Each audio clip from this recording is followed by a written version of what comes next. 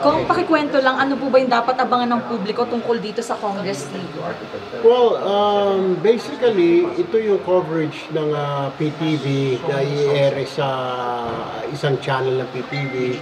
Lahat ng mga activities ng Congress, especially sa mga hearings, sa mga everyday activities natin, pati mga committee hearings in the morning at saka yung mga sessions. Parang itong, kinopya ito dun sa US na C-SPAN na pag nag-hearing, diskusyon, hindi lang sa US, pati sa Korea na nakukuha, nagsusuntukan pa nga yung mga senador, congressman. Ganon din ito. So, para makita ng taong bayan. Actually, we're doing it now. Meron tayong Facebook Live, di ba?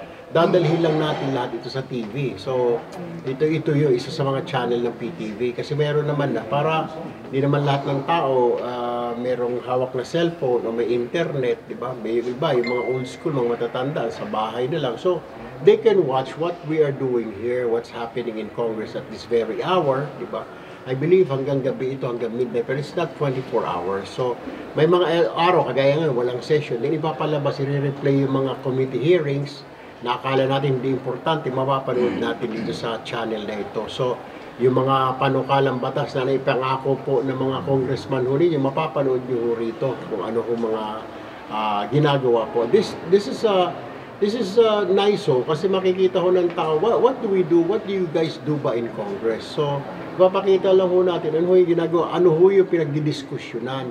Bakit ho nagdidiskusyon yung opposition, yung minority, majority, bakit tumatagal ipasa yung batas. Dito ho natin malalaman sa Congress TV. Malalaman niyo ho kung ano ho yung ginagawa doon sa isang batas o ginagawa ng mga mambabatas.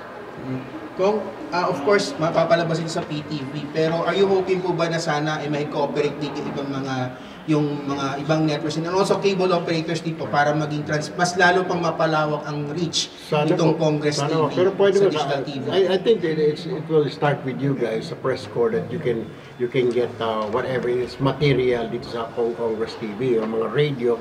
Siyempre, kasi it's government naman, pwede. Siguro mapaalam lang o gagamitin ng isang channel, private na TV station o radio, pwede. Kasi nga naman, it's a government run station. So, pwedeng gamitin. Basically, it's just, wala namang extraordinary. Just, paparating lang sa tao kung anong ginagawa ng mga congressman ng hearing every afternoon. Ano ang proseso, di ba? May mga first reading, second reading. Hindi maintindihan ng mga tao. Ano ba ito? First reading na ito? Ano to? May simba ba rito? Ano ba sumunod sa second reading? Gospel na ba? So, dito mo nalaman. O bakit may mga hinaharang, may mga veto, di ba? Tapos sa mga committee hearing, nandoon din yung Congress TV. Kaya malaking hearing o maliit, iko-cover nung PTV para maipalabas, para maiparating sa tao. But we are already doing this. Unfortunately, nasa social media pala. Pero hindi naman kasi lahat ng tao nasa social media, di ba? So para ito sa mga probinsya na kababayan natin, na walang mga cellphone, walang mga laptop, di ba? Walang mga internet, doon sila manood sa TV para malaman nila what's happening in Congress. Sir, would you confirm this month?